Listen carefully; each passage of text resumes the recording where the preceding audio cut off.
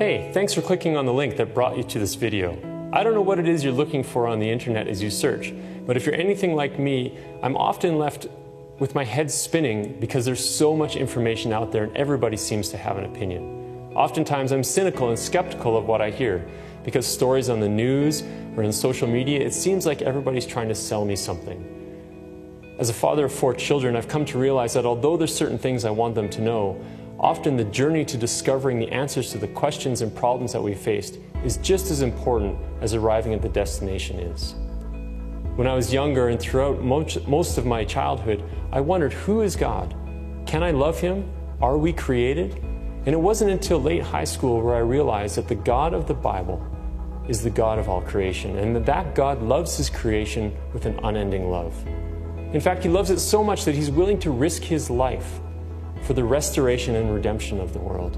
And as you look around, you may ask yourself, how is that possible given all the brokenness that still exists? Well, through Jesus Christ, God's Son, restoration has begun. But God is inviting you and I to be a part of that, to follow Jesus in being a part of the restoration of creation.